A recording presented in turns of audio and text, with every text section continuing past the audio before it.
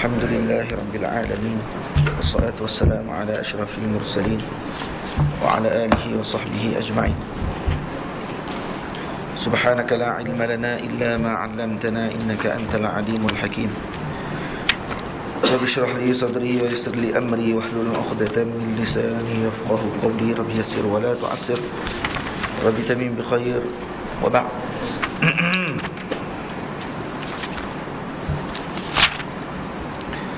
قال المؤلف رحمه الله تعالى ونفعنا بعلومه وعلومكم في الدارين آمين. فقدرة إرادة سمع بصر حياة العلم كلام استمر. Kita dah semalam bincang berkenaan dengan Al-Qudrah dan Sifatul Ma'ani, dan ada 7 perkara yang kita perlu hadirkan dalam hati kita bila mana kita berbincang tentang sifat Qudrah. Hari ini kita masuk sifat Al-Iradah. Sifat Iradah juga ada 7 perkara yang patut untuk kita pegang, untuk kita faham tentang sifat Al-Iradah. Yang pertama, kita bersaksi dan beriktikad bahawa Allah Subhanahu wa taala itu mempunyai iradah. Itu yang pertama. Yang kedua, kita kena beriktikad bahawa iradah Allah Subhanahu wa taala itu qadimah. Qadim, maksudnya tidak ada permulaan. Yang ketiga, kita kena bersaksi dan beriktikad bahawa Allah Subhanahu wa taala, iradah Allah taala itu baqiyah, kekal. Ini tidak akan hancur. Yang keempat, kita bersaksi dan beriktikad bahawa iradah Allah Subhanahu wa taala itu berbeza dengan iradah kita. Mukhalafatu li iradatina al-hadithah. Nah, iradah kita, kehendak kita ni boleh disekat dan sebagainya. Kehendak Allah tidak boleh disekat. Berbeza dengan kehendak kita. Yang kelima, kita mesti beriktikad dan bersaksi bahawa iradah Allah taala itu kaya daripada yang menjadikan. Sebenarnya tidak ada yang menjadikan iradah Allah taala. Maksudnya tidak boleh ada orang yang memaksa dan sebagainya. Yang keenam, kita bersaksi dan beriktikad bahawa iradah Allah Subhanahu wa taala itu satu, esa. Sifat itu sendiri, sifat itu. Tapi yang dikehendaki itu banyak. Sifat kehendak itu sendiri satu saja. Yang ketujuh, kita bersaksi dan beriktikad bahawa iradah Allah Subhanahu wa taala itu ruang lingkup tugasnya adalah pada semua perkara yang mungkinat sahaja. Ataupun dia bagi ta'alluq, ruang lingkup tugas bagi sifat iradah adalah pada perkara-perkara mungkinat. Jadi boleh tak Allah taala berkehendak untuk ada anak? Boleh? Mustahil. Mustahil Allah taala berkehendak ada anak. Kenapa mustahil?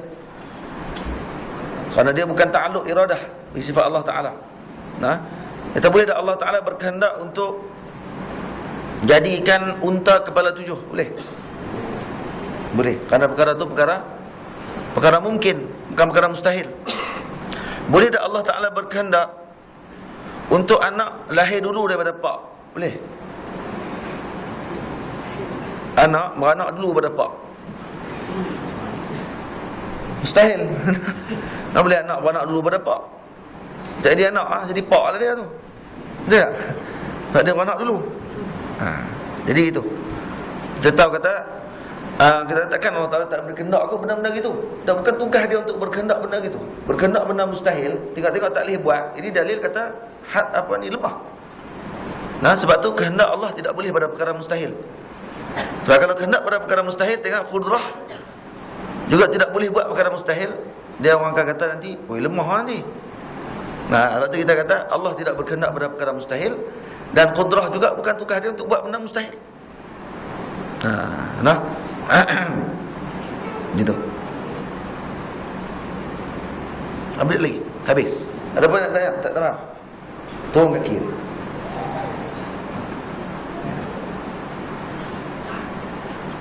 Ada yang tak faham? Jelas? Jelas. Tak maaf, saya terlewat tadi. Pagi kelas. Lepas tu saya balik, duk pening-pening, tidur. Pergi pula ada kuliah Zuhur. Balik dari pukul 3. Tu rehat sat. Dia mula dah. Tu yang lewat minta maaf semua.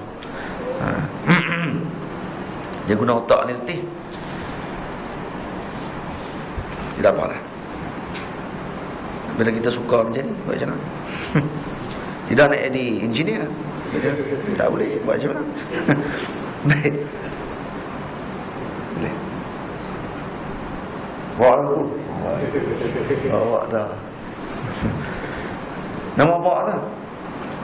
Suki, Suhail. Semua jangan pelakon Hindustan. Baik, yang ini sifat yang kedua. Tadi dua sifat dah kita dah kaji. Kita dah belajar. Nah, yang seterusnya sifat sama'. Fa qudratun, iradatun, sam'un, basar. Sama' juga ada 7 perkara yang patut kita ambil perhatian. 7 benda. Yang pertama, kita bersaksi dan beriktikad bahawa pendengaran Allah Subhanahu wa taala itu ada.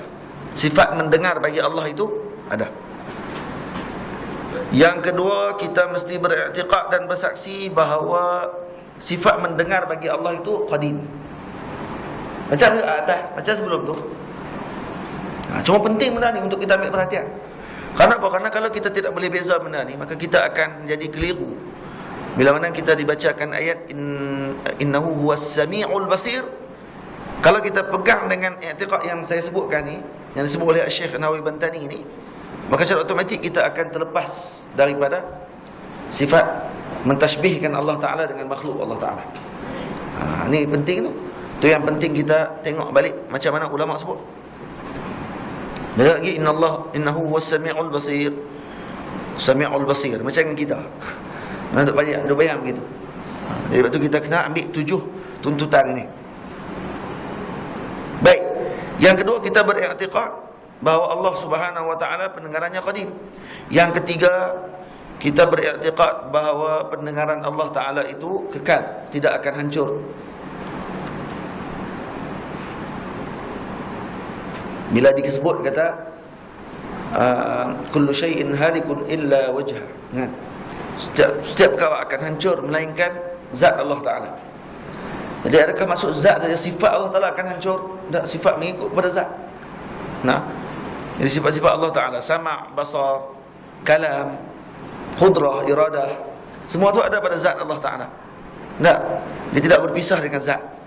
Jadi bila Allah Ta'ala sebut dalam Quran, kata nanti akhir zaman akan hancur semuanya melainkan zat Allah, adakah sifat juga akan hancur? Tak, sifat tidak akan hancur. Sudah pasti tak akan hancur. Kenapa? Karena sifat Allah Ta'ala ada pada zat Allah Subhanahu Wa Ta'ala. Jadi ayat tadi sebut secara umum, yang paling utama tidak akan hancur. Baik. Dan seterusnya, kita mesti beriktikad bahawa mendengar bagi Allah Ta'ala itu berbeza dengan mendengar bagi makhluk. Ini yang keempat.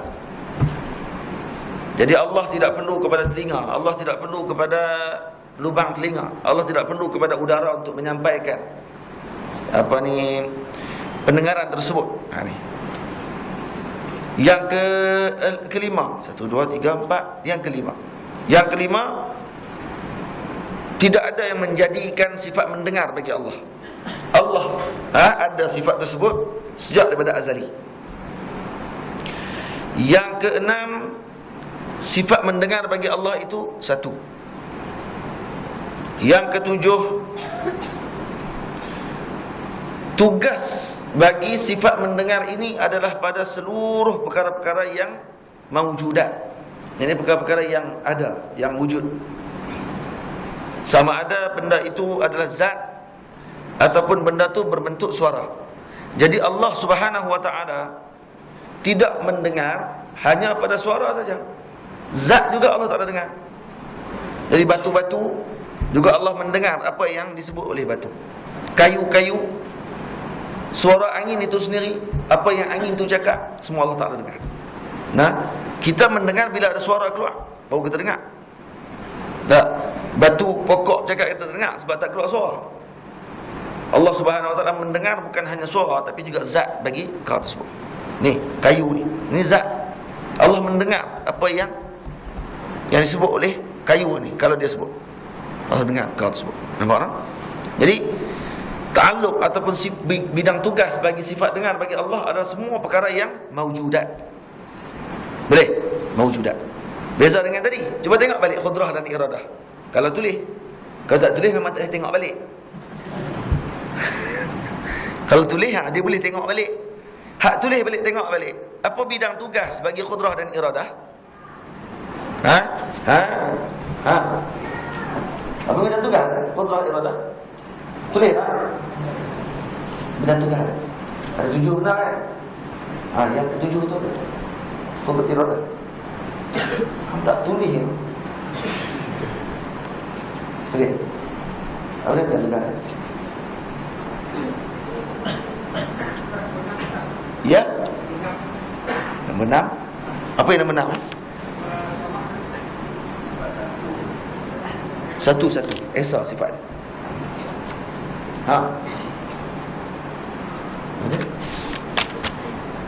Allah tidak buat nama saya. Dah. Bidang tugas. Bidang tugas bagi qudrah apa dia? Ta'alluq bagi sifat qudrah. Mungkinat. Jami' al-mumkinat. Apa beza jami' al-mumkinat dengan jami' al-mawjudat? Apa beza dia?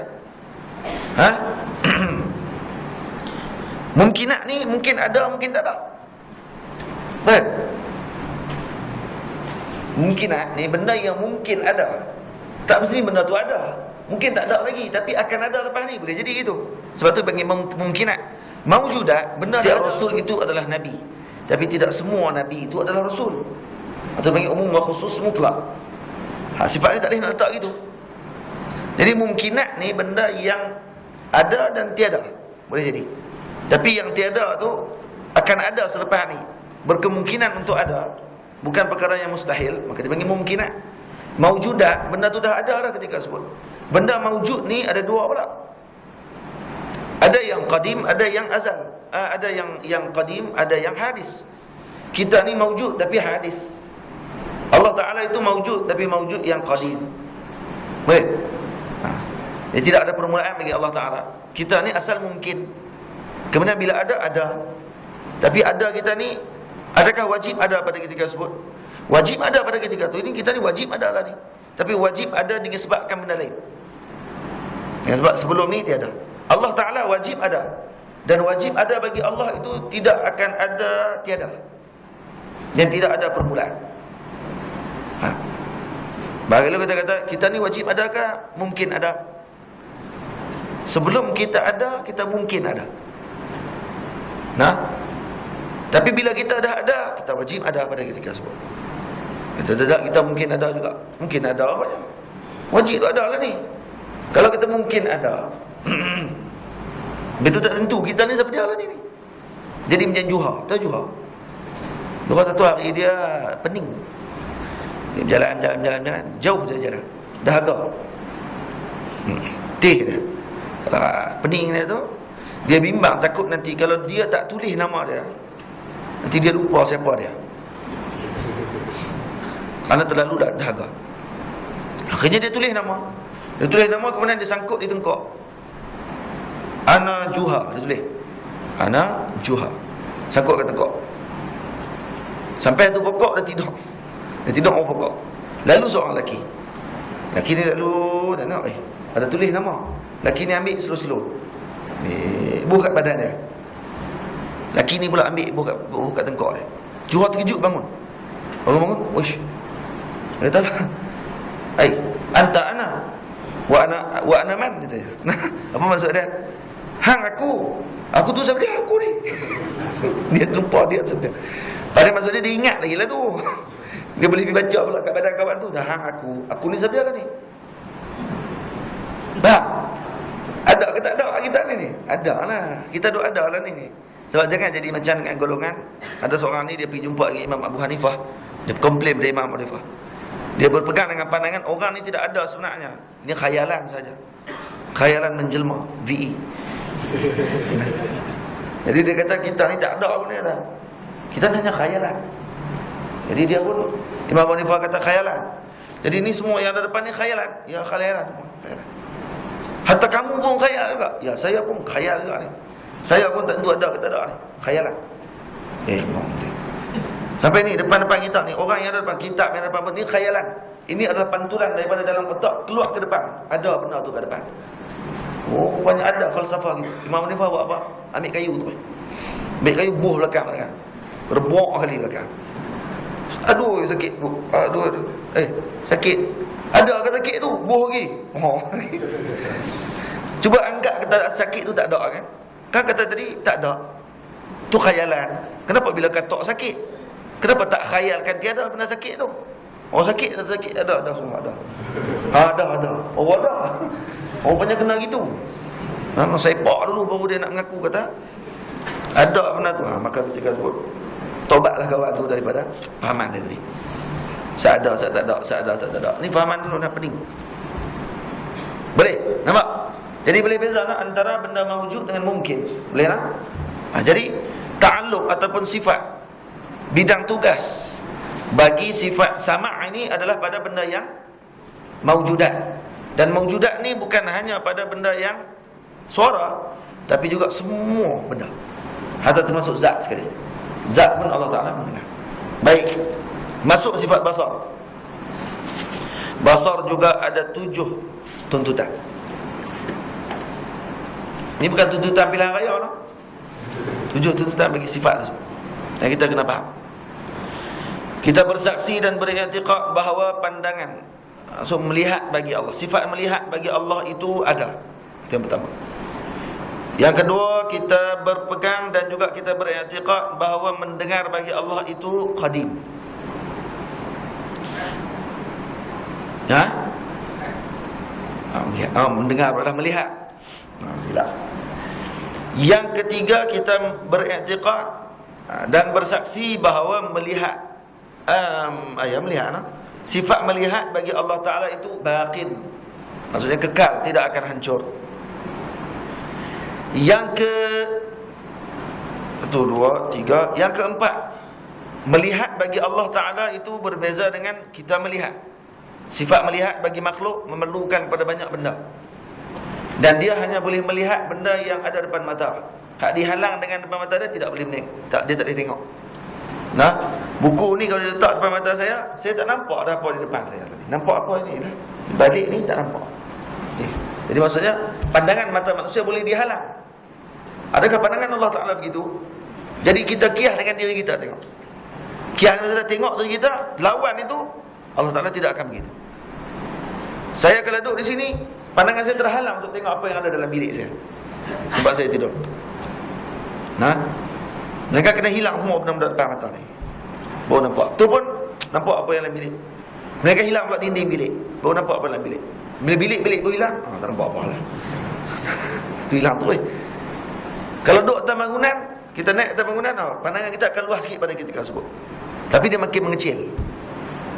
Nah, kalau dia pandang sama je macam besar. Kita bukan Superman. Superman salah satu daripada makhluk yang dibayangkan boleh melihat benda-benda gitu. Boleh x-ray orang dan sebagainya. Boleh dengar benda yang kadang-kadang luar daripada frekuensi telinga dia. Dengar bunyi binatang kecil-kecil bunyi. Nah, tengok pula boleh x-ray keluar mata, keluar laser, macam-macam. Nah, jadi benda tu mustahil ke mungkin? Saya kan mungkin. Kamu lah. Mustahil kan mungkin? Mustahil. Mustahil.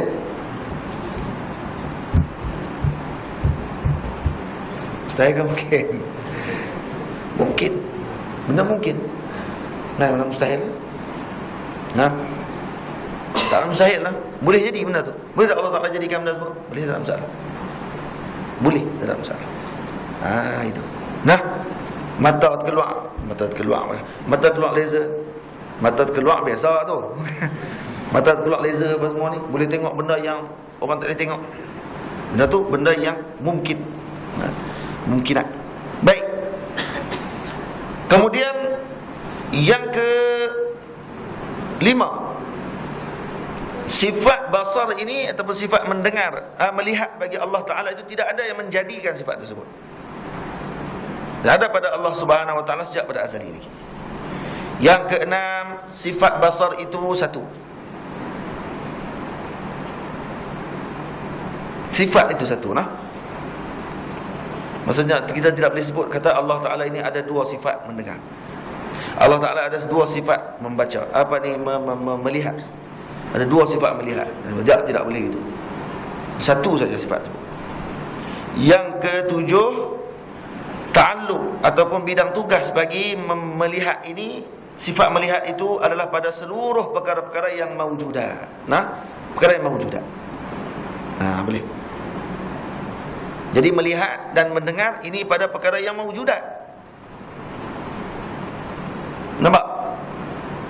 Jadi kalau kita tanya, apakah sifat yang ta'alluqnya pada sifat mungkinat? Nah, apa ta'alluq sifat pada sifat mungkinat? Ada apa sifat tersebut? Ha? Sifat qudrah dan iradah. Bidang tugas dia pada perkara mungkinat. Sifat mawjudat pula, apakah sifat yang mana ta'alluq dia dengan sifat mawjudat? Sama' dan basar. Boleh? Dua. Kemudian kita masuk sifat yang ketiga dan sifat yang keempat. 3, 4, 2, 3, 4, 4. Al-hayatu. Sifat apa ni? Sifat hayah, yang maha hidup.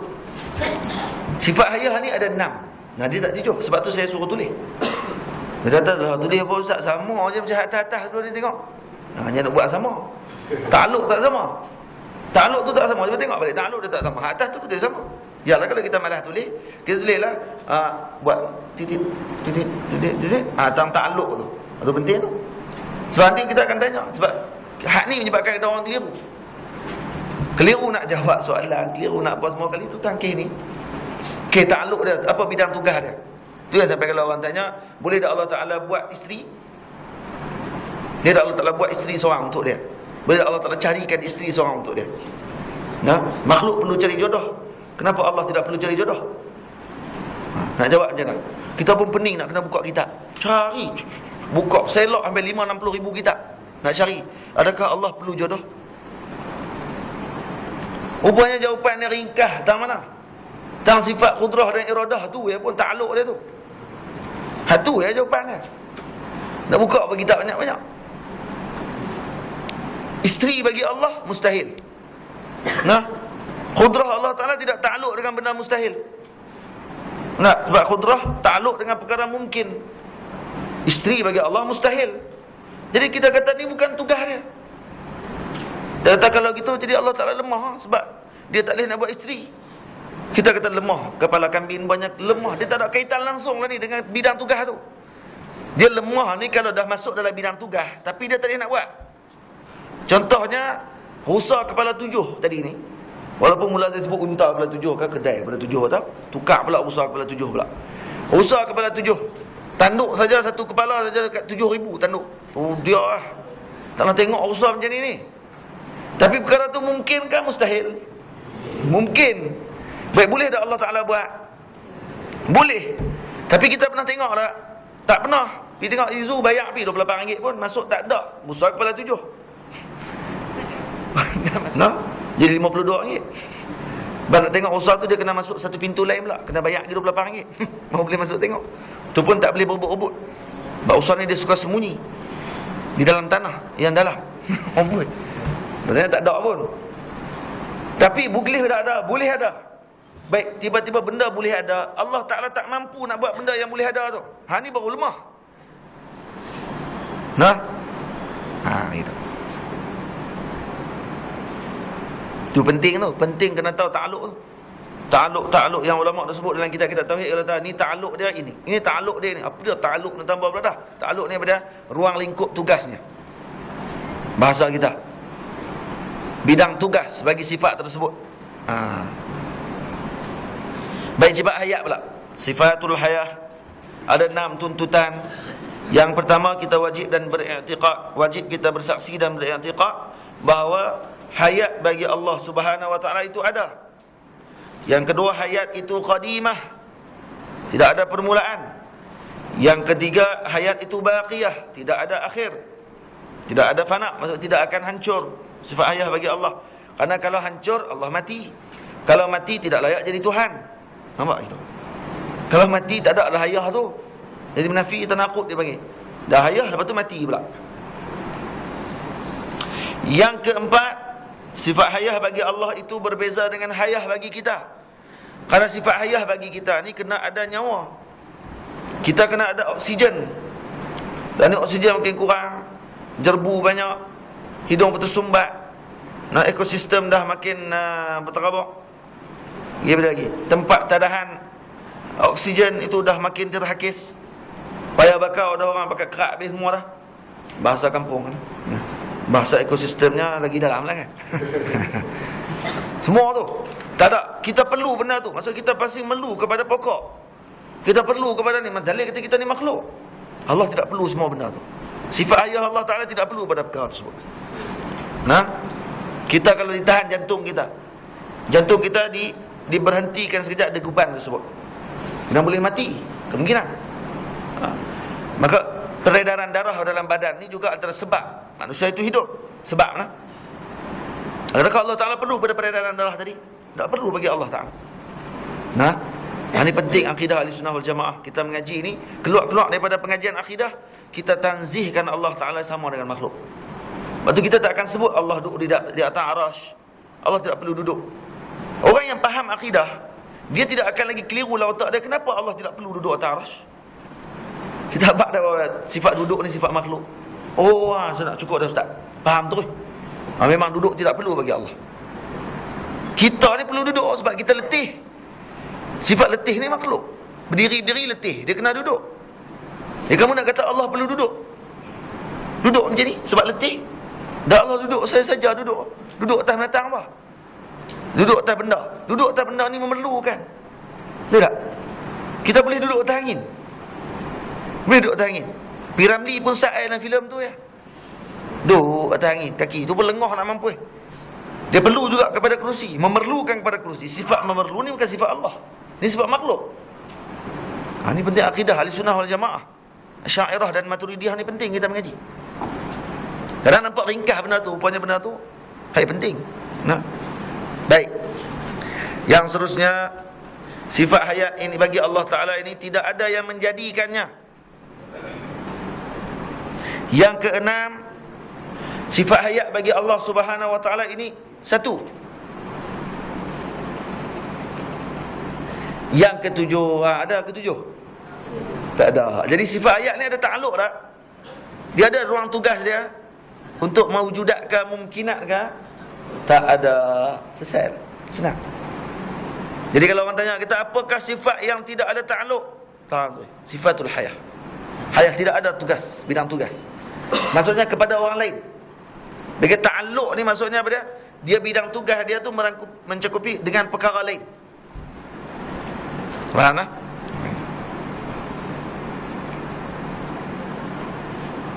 Ada soalan?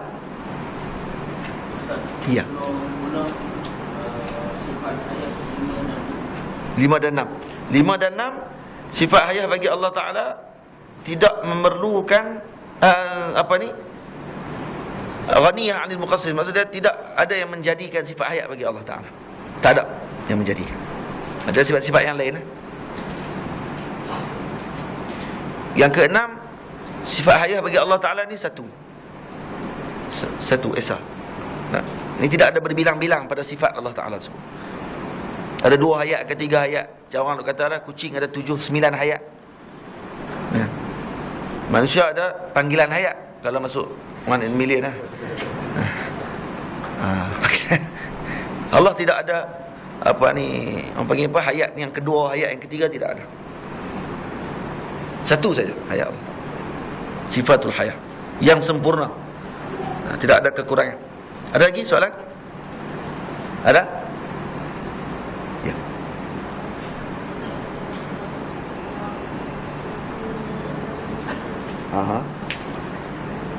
Tak ada tulis.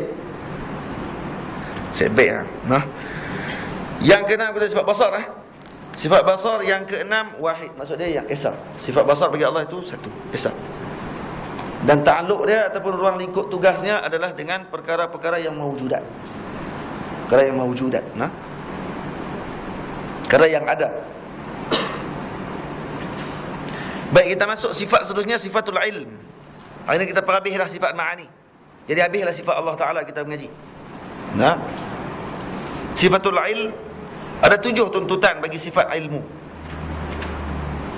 Yang pertama, kita beriktikad dan bersaksi bahawa sifat ilmu bagi Allah itu ada. Sama macam tadi. Yang kedua, kita beriktikad bahawa sifat ilmu bagi Allah Ta'ala itu qadim. Maksudnya tidak ada permulaan bagi sifat ilmu Allah Ta'ala.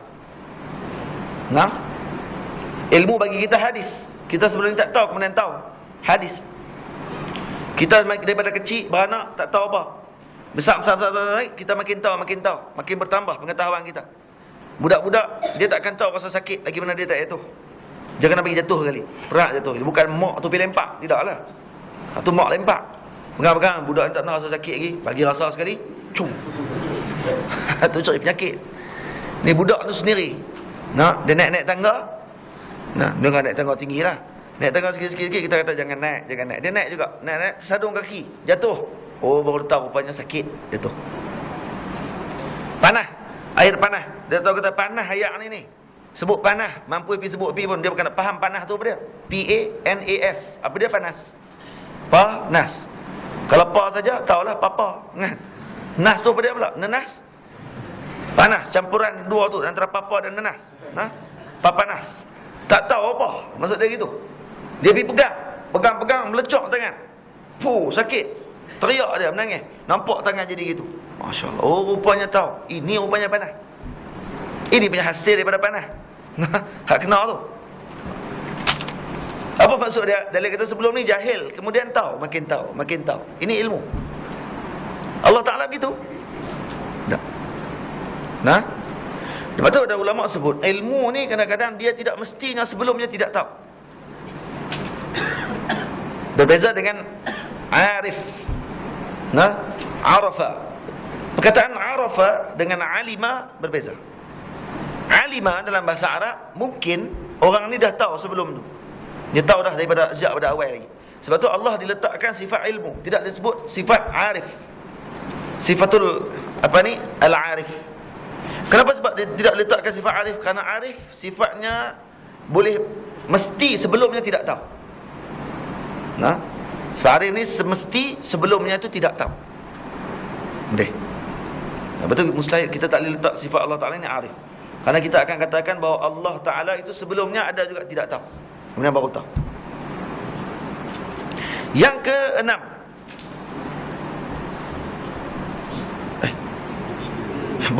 keenam tu. Yang ketiga. Tu yang keenam. Sebab dah keenam. Yang ketiga, sifat yang wajib kita beriktikad bagi sifat ilmu bagi Allah Ta'ala adalah baqin. Sifat ini kekal, tidak akan hancur selama-lamanya. Yang keempat, kita beriktikad bahawa sifat ilmu bagi Allah Ta'ala itu berbeza dengan sifat-sifat yang lain, dengan sifat makhluk. Berbeza sifat ilmu bagi Allah dengan segala sifat makhluk. Kita sebutlah makhluk bermula dengan jahil, kemudian baru tahu. Makhluk dia perlu ada suatu benda yang dipanggil ilmu tadi, barulah maklumat, baru dia kira sebagai orang yang berilmu. Nampak tak? Dia ada maklumat tersebut. Kemudian lagi dia perlu kepada kitab, dia perlu kepada pen, dia perlu kepada guru untuk mengajarkan dia, baru dia akan jadi orang yang alim. Atau ada beberapa benda yang diperlukan oleh penuntut ilmu. Yang pertama pen, yang kedua kertas, buku lah. Yang ketiga guru. Yang keempat bi'ah. Suasana belajar tu kena ada. Suasana tu kena ada. Dia belajar kita ni, dia manja. Orang Melayu ni, dia kena belajar dalam tempat yang ada kipas angin. Tak ada kipas angin tak boleh belajar. Guru pun sama juga, manja juga guru pun. Guru pun tak boleh mengajar kalau tidak ada mic. Kalau tidak nanti habis suara.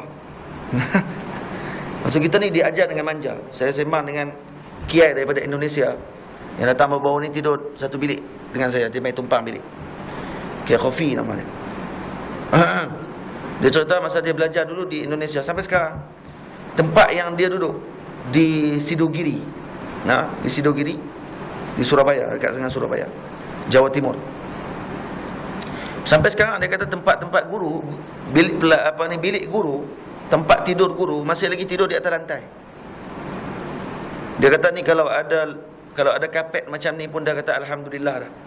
Dia kata saya sangat berkeinginan, dia kata kalau boleh di pondok saya itu tempat tidur gurunya ada kapet pun jadilah, dia kata. Walaupun tidak ada katil, kapet pun jadi, dia kata. Dia kata dia berkeinginan begitu. Bagi beza sedikit dengan pelajar. Pelajar tidur terus atas lantai. Satu bilik macam bilik mustaqim ni, surau mustaqim, belakang tempatkan 100 orang dalam tu.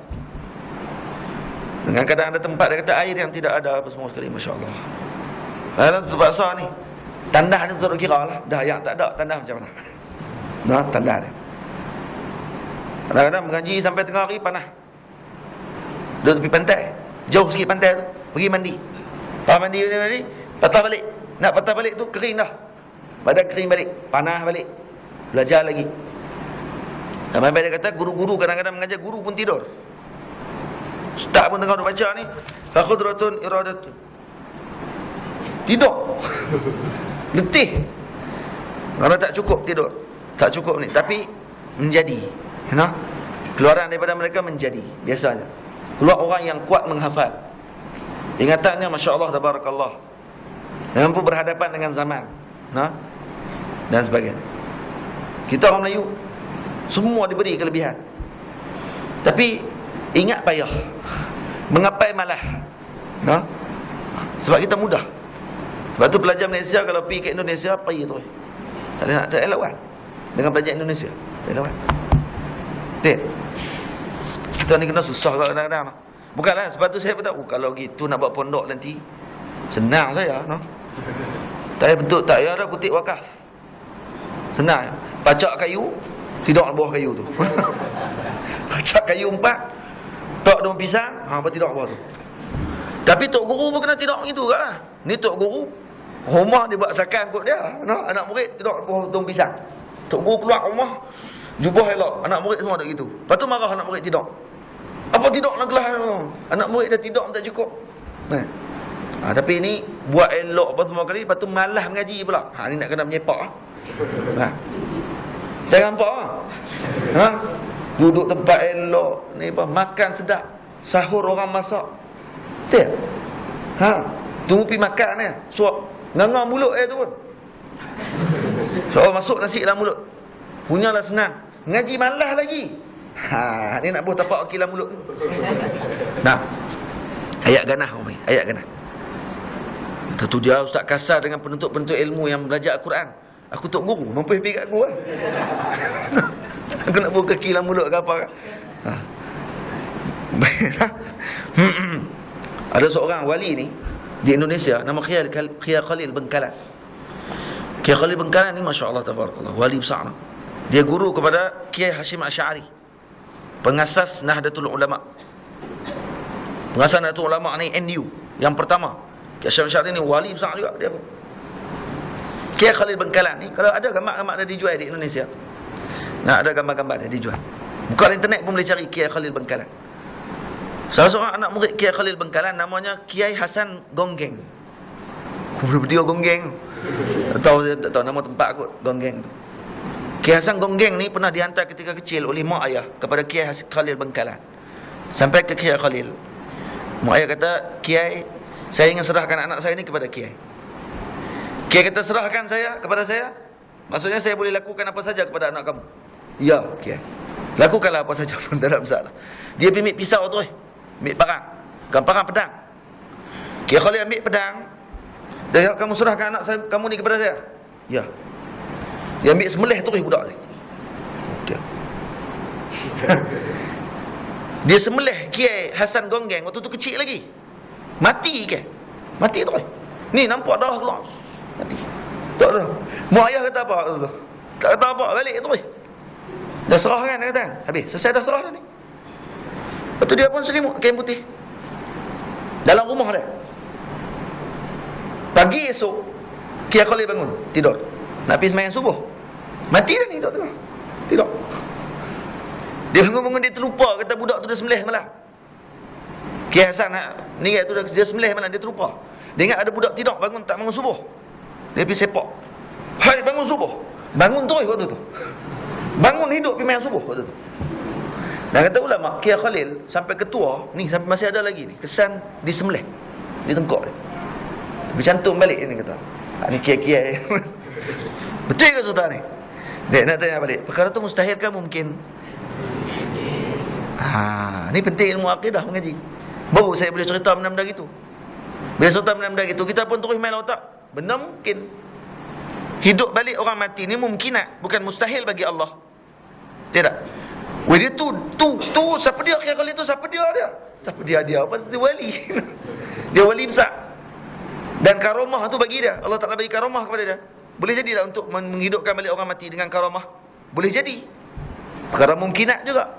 Amrun qariqun lil adah. Biasanya adat kalau kita sembelih dengan tengkok ni putih orang halqum semua ni mati gitu.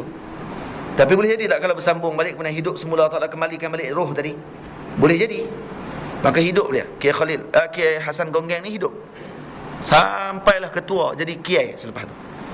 Jadi tok guru besar. Dan antara kelebihan Kiai Khalil Kiai Hasan Gonggeng ni kata ulama, diceritakan oleh Indonesia, orang-orang Indonesia dan kiai-kiai pun cerita, dia ni boleh membau bauan ahli bait. Kalaupun dia ni tidak tahu kata dia ahli bait Rasulullah SAW, dia tidak ada said, tidak ada syarifah, dia boleh bau. Kiai Hasan Gonggeng ni kalau duduk dalam majlis dia, kalau ada said dalam kelas dia, maka dia, aku terbau bauan Rasulullah dalam kelas dia. Contoh dalam kelas tu tak ada orang, seorang pun tidak ada said, maka dia boleh tunjuk siapa yang said sebenarnya. Dia boleh tunjuk. Satu hari ada orang datang rumah dia, bawa kereta, teksi. Jadi dia siap dah bilik, siap elok dah. Dia kata ni ada orang tetamu akan datang pada hari. So anak-anak dia siapkan bilik, siap bilik elok. Ada orang kaya ni nak main rumah. Bila orang kaya ni main rumah, rupanya bukan dia bagi bilik ni kat orang kaya tu. Dia pergi tanya kat orang kaya tu, mana dia seorang lagi. Orang tanya siapa dia? Seorang lagi. Tu yang duduk dalam kereta tu, dia kata. Siapa yang bawa kereta? Supir tu, tukang mandu teksi tu. Dia pergi kat mandu teksi, dia kata, ahlan ya Habib. Selamat datang Habib. Terkejut balong ni. Dia kata, bila masa Kiai kenal saya, dia kata, macam mana tahu saya Habib? Macam balik rupanya keturunan Al-Jufri, cucu Rasulullah SAW. Maka bilik tadi dia siapkan untuk pemandu teksi itu. Kau untuk orang kaya tadi, untuk pemandu teksi itu. Nak menghormati keluarga Rasulullah SAW. Dia boleh bau. Itu tak cerita Kiai Hasim Asy'ari lagi. Kiai Hasim Asy'ari juga anak murid Kiai Khalil Bengkalan. Ceritakan Kiai Khalil ni, Kiai Hasim Asy'ari ni, tugas dia waktu ketika mengaji pondok dengan Kiai Khalil hanyalah mengebala lembu. Tugas dia tu bela lembu bukan mengaji. Ni tak bukan kita. Pergi bela lembu. Tarik lembu petang-petang, pagi-pagi bawa keluar lembu, petang-petang tarik lembu masuk lek. Itu ya tugas dia. Kiai Khalil kata, kamu tugas kamu itu. Satu hari dia balik daripada selepas dia pergi letak lembu di kandang apa semua, dia balik-balik tengok Kiai Khalil sedang sedih di atas tangga rumah. Sedih tengok. Dia pergi tanya, Tuan Kiai, Tuan Guru, kenapa sedih nampak? Dia beritahu kata, rantai ataupun gelang isteri dia jatuh dalam lubang jamban. Waktu isteri sedang buang air, jatuh rantai tadi dalam lubang jamban, masuk terus ke dalam tu, dalam pembentung tempat tayyib. Dia kata dia rasa sedih lah sebab dia tak boleh nak ambil balik benda tu. Jadi nak jadi sebab lah ni lah. Nak jadi sebab. Kita kata tu dia boleh hidup, sepak orang mati hidup balik. Takkan nak ambil rantai dalam lubang tu tak boleh. Ni kata jadi sebab. Wali-wali ni bukan dia guna semua kelebihan dia. Jadi bila sedih gitu, maka Kiai Khalil, Kiai Hasim Asy'ari waktu ni masih belajar lagi. Dia hanya mengembala kambing dan lembu Dia buat apa? Tanpa arahan guru dia pergi ke belakang pembentung tu, dia korek balik, dia masuk dalam taik tu. Semata-mata untuk ambil tu, nak bagi gembirakan hati guru dia. Korek balik, masuk balik dalam tu, jumpa balik rantai tersebut. Dia basuh, dia mandi, bagi wangi-wangi balik, dia pergi jumpa dengan Tuan Kiai balik. Dia kata, Kiai, saya jumpa balik ni rantai tersebut. Saya masuk dalam tung tak ada dalam apa ni, lubang jambat tersebut. Saya masuk ke dalam tu. Maka Kiai Khalil waktu tu sangat seronok, gembira dengan apa yang dibuat oleh anak murid tadi. Kata Kiai Khalil kepada Kiai Hashim Asy'ari, waktu tu masih belajar lagi. Dia kata, "Wahai Hashim, aku redha dengan kamu. Dan kamu nanti akan jadi orang yang paling alim di Indonesia, dan kamu akan jadi orang yang paling dikasihi di Indonesia." Berkat doa tu, Kiai Khalil lepas tu menjadi ketua Nadwatul Ulama yang pertama. Ahli Majlis Ulama Indonesia yang pertama, dia ketua. Yang kedua, dia sangat dikasihi oleh seluruh orang Indonesia. Memang sungguh. Kecuali yang membenci dia hanyalah orang-orang yang gila babi ya. Orang yang benar iman dia tidak akan benci Kiai Hashim Asy'ari. Kiai Hashim Asy'ari lepas tu pergi belajar di Mekah dengan apa ni, Mufti Syekh Zaini Dahlan rahimahullahu taala, dan jadi anak murid dan alim kabir. Balik, saya ada kitab dia di Kedah. Saya beli kitab dia di Indonesia, kitab tulisan bahasa Arab dia dan sebagainya, masya-Allah tabarakallah. Hebat nak Kiai Hashim Asy'ari. Ini cerita-cerita no? Cerita. Kenapa kita cerita orang Melayu ni, kadang cerita Melayu ni mendekatkan dikit kepada hati kita. Kalau cerita masyayikh Arab, mungkin apa ni kita, orang Arab memang hebat. Tapi kalau cerita orang Melayu, banyak orang Melayu pun ada juga begitu, hebat-hebat begitu. Mungkin boleh jadi, kita pun boleh jadi begitu. So ada semangat untuk kita nak tiru jalan hidup mereka. Bukan nak jadi wali itu ya. Ni semangat nak kena beramai banyak ni. Saya guna berzikir 80,000 kali lah. Subhanallah. Kenapa? Orang tanya kenapa baca zikir banyak sangat tu? Kerana nanti boleh senang terbang. Tu ya tujuan ni. Senang nak terbang rupanya. Jadi malah beli tiket. Nah, terbang dia nak terbang senang. Jadi zikir kerana nak terbang. Dapatlah nanti. Dapat kan? Tapi terbang saat, lepas tu gila babi lepas tu. Lepas tu niat kena betul. Waktu kita nak zikir, waktu kita nak beramal ni kena niat betul. Kena ada guru. Kena tak ada guru. Saya nak kena pergi ke Sungai Buloh. Ni. Satu lagi. 1, 2, 3, 4, 5, 6. Sifat yang ke-6 kan? Apa dia? Ilmu ni sifat yang ke-5. 1, 2, 3, 4, 5. Okey. Yang ke-6, sifat ilmu bagi Allah itu satu, esa. Wahid. Ya? 5 belum lagi? 5. Yang ke-5, maksud sifat ilmu bagi Allah Ta'ala itu tidak ada yang menjadikannya. Yang ke-6, sifat ilmu bagi Allah Ta'ala itu satu. Sifat itu satu. Yang ke-7, apakah ta'alluq bagi sifat ilmu? Ruang lingkup tugas bagi sifat ilmu adalah semua perkara yang jadi sama ada perkara tadi perkara yang harus, sama ada perkara-perkara tadi perkara yang wajib, sama ada perkara tadi perkara yang mustahil. Semuanya dalam ilmu Allah Ta'ala, ta'alluq dalam ilmu Allah. Jadi kalau kita kata Allah Ta'ala mengetahui tak, kata Allah tidak akan ada anak, ya, kerana itu termasuk dalam ta'alluq sifat ilmu. Jadi mengetahui bahawa dia tidak akan ada anak. Allah Ta'ala mengetahui tak bahawa nanti akan lahir pada tahun 2020 seorang budak yang bernama Karim contohnya. Allah mengetahui. Perkara itu perkara yang jaizat. Allah Ta'ala mengetahui tak tentang zat Allah Ta'ala itu yang Maha Esa, tidak ada bandingan pada zat tersebut. Ya, Allah Ta'ala Maha mengetahui tentang zat tersebut. Nampak? Kerana perkara itu perkara yang wajibat. Boleh faham tak? Ada apa nak tanya tentang sifat ilmu? Ada? Tak nak tanya apa lah. Yang ke-7, sifat yang ke-7, habislah kita sifat Allah, sifat ma'ni, iaitu sifatul kalam, sifat kalam bagi Allah. Sifat kalam juga ada 7 tuntutan.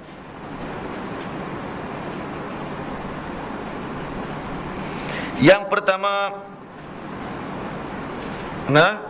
kita mesti bersaksi dan beriktikad bahawa kalam Allah Ta'ala itu ada.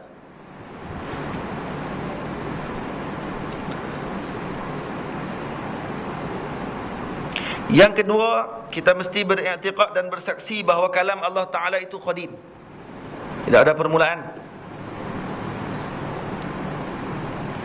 Yang ketiga, kita mesti beriktikad dan bersaksi bahawa kalam Allah Ta'ala itu baqin, kekal.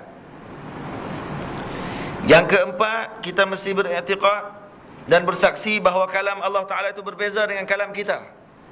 Kalam makhluk ini ada huruf, kalam makhluk ini ada suara, kalam makhluk ini ada permulaan, ada mula dan ada akhirnya.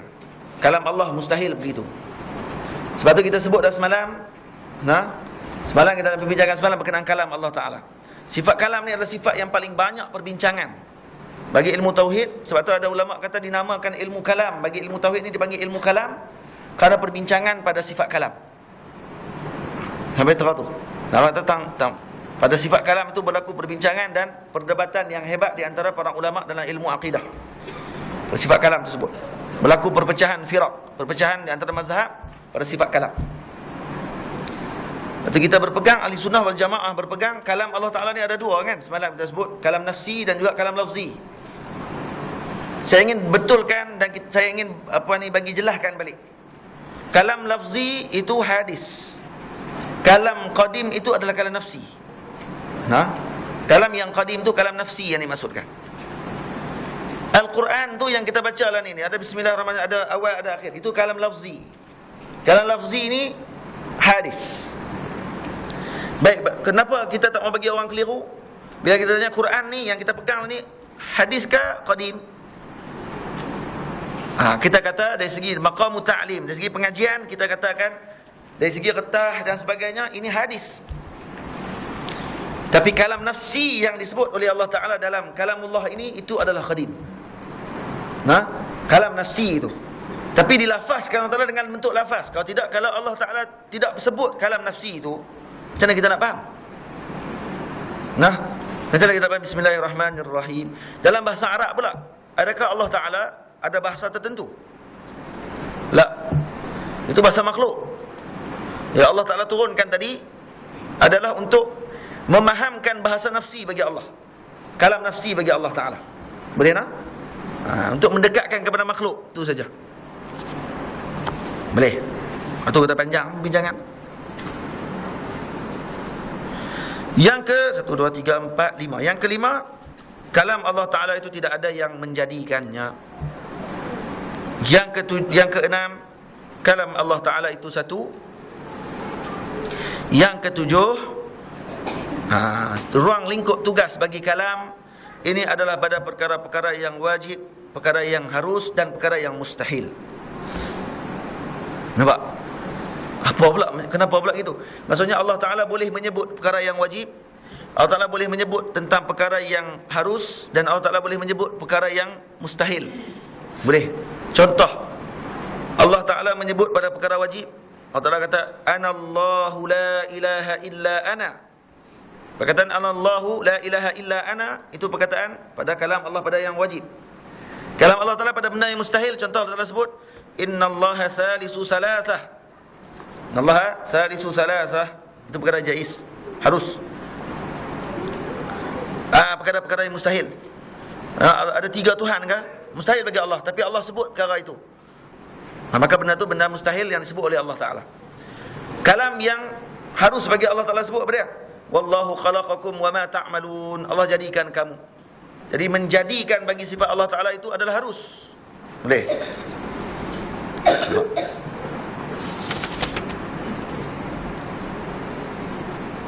Habis sifat ma'ni.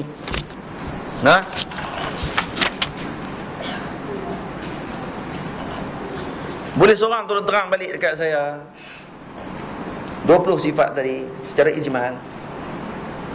Secara ni ijmal tafsil satu-satu, tapi saya tidak mau tanya apa takluk dia. Faiz, ulang balik sifat pada awal sampai 20. Sifat nafsiyah, salbiyah, ma'ani, manawiyah. Manawiyah, baik. Nafsiyah ada satu sifat wujud, salbiyah ada 5. Bidang, bakok, mukhalafah habisi, yang muta'ariyasi, wahadaniyah. Ma'ani, kudrah, iradah, ilmu, hayat, sama', basar, kalam. Manawiyah, kaunuhu ta'ala, qadiran, kaunuhu ta'ala, Muridan, kaunuhu ta'ala, sami'an, kaunuhu ta'ala, basiran, kaunuhu ta'ala, mutakaliman, kaunuhu ta'ala, hayat. Baik. Mabruk. Saya boleh jawab semua lah. Maksudnya sifat Allah Ta'ala ada 20 sifat tadi bagi pada 4 bahagian sifat pula. Satu dipanggil sifat nafsiyah, yang kedua dipanggil sifat salbiyah, yang ketiga dipanggil sifat ma'ani, yang keempat dipanggil sifat ma'nawiyah. Sifat nafsiyah satu, sifat wujud. Sifat salbiah ada 5. Kan? Khidam, baqa, mukhalafatu ta'ala lil hawadis, qiyamu ta'ala bi nafsihi, wahdaniyah.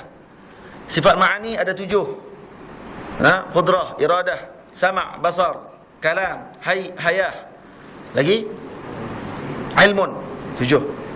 Sifat ma'nawiyah ada 7 juga. Dia adalah kesinambungan pada sifat ma'ani. Ini kaunuhu ta'ala qadiran, kaunuhu ta'ala muridan, kaunuhu ta'ala hayyan, kaunuhu ta'ala basiran, kaunuhu ta'ala sami'an, kaunuhu ta'ala aliman, kaunuhu ta'ala mutakalliman. 7 sifat tersebut. 7 campur 7, 14. 14 campur 5, 19. 19 campur 1, 20. Boleh?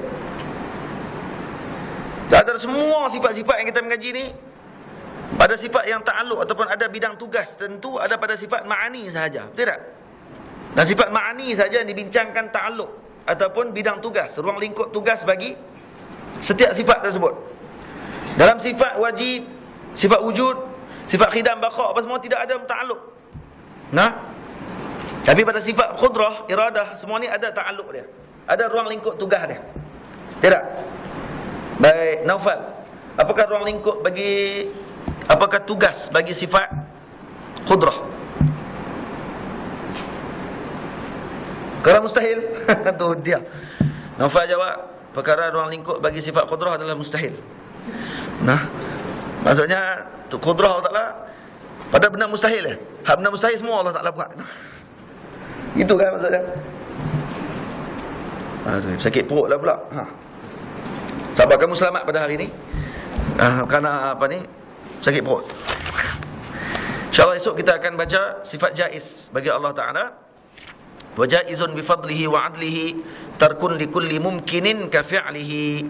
Habis yang tu sifat tu kita akan ngaji. Apa kita baca tu hari ni? Satu sifat ni. Sifat harus bagi Allah ada satu. Yani Allah Subhanahu wa Ta'ala harus menjadikan suatu yang baik dan suatu yang buruk. Harus bagi Allah buat gitu. Dan juga harus bagi Allah Ta'ala menjadikan Islam pada Zaid dan kafir pada Amr. Boleh jadi gitu.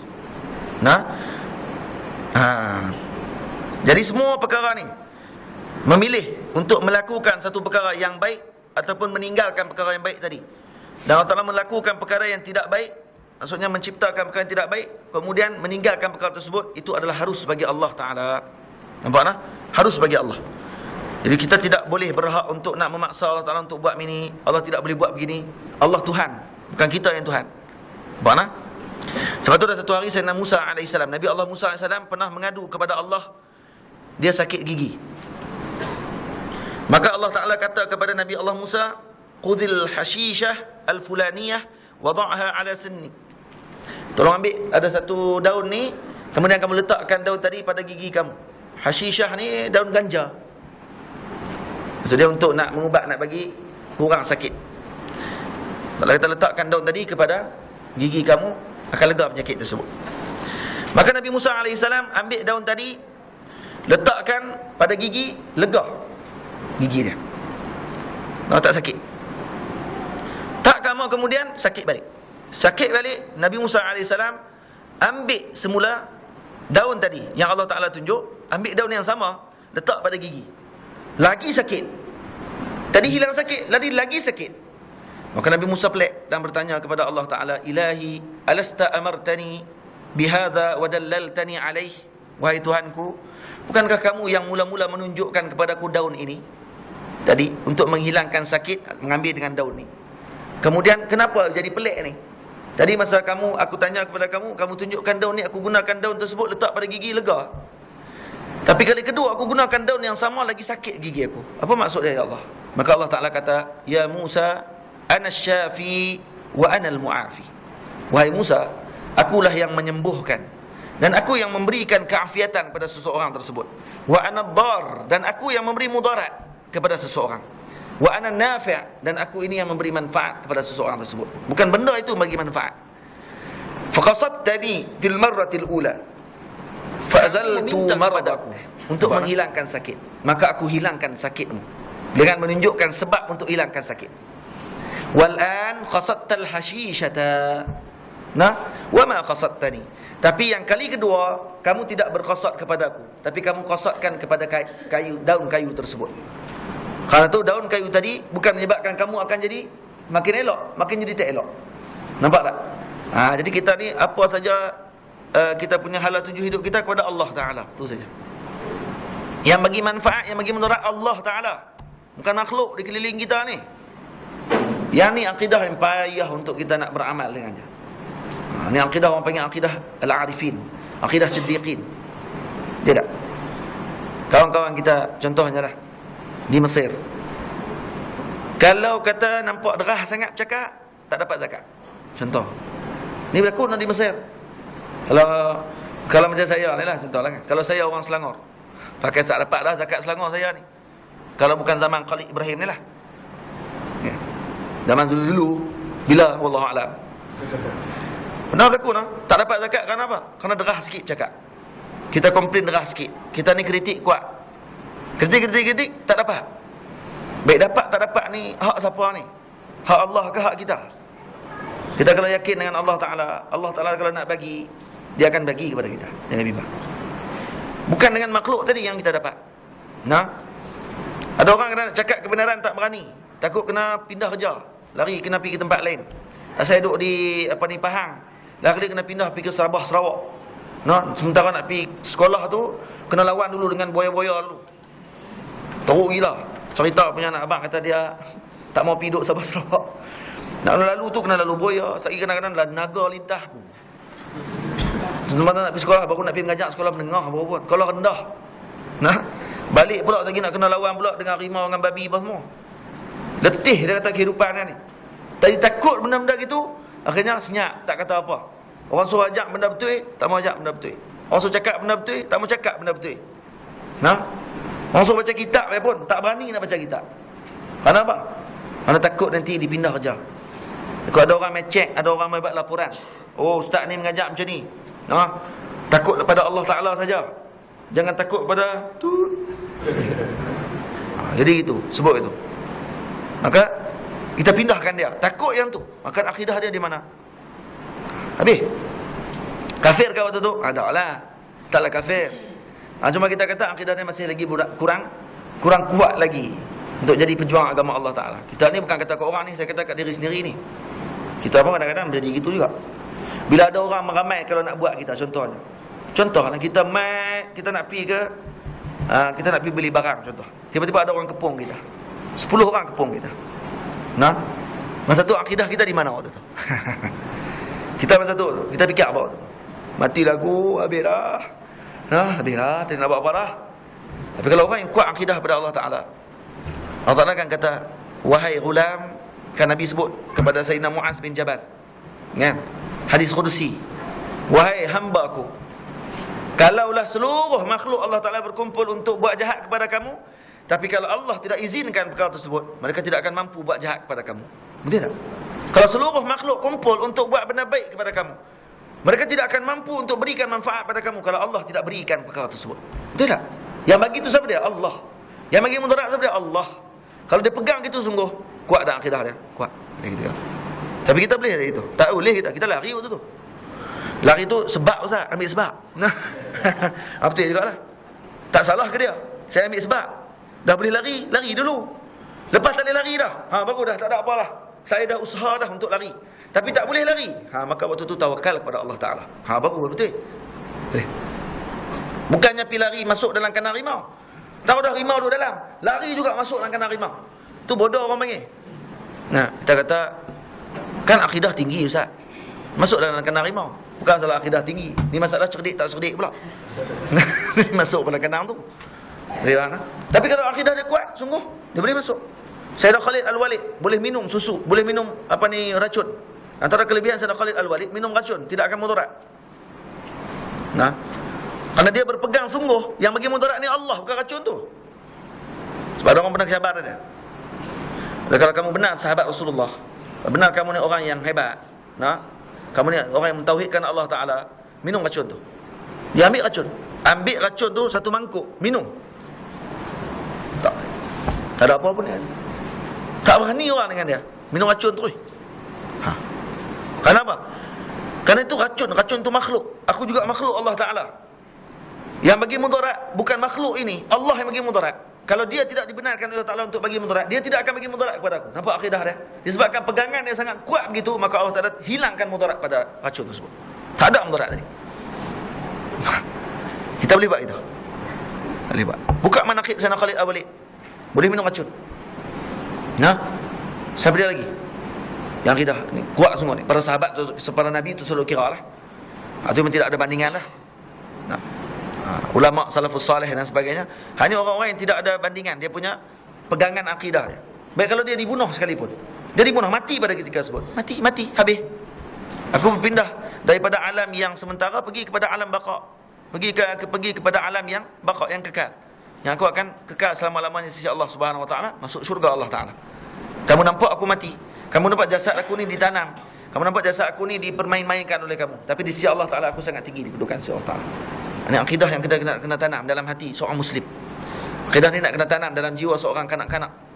Moga dia besar nanti dia akan jadi orang yang pegang kuat dengan akidah Ahlussunnah wal Jamaah, Asy'ariyah dan Maturidiyah. Jadi kita ajak anak-anak kita dengan akidah ni. Moga benar akidah dia insya-Allah.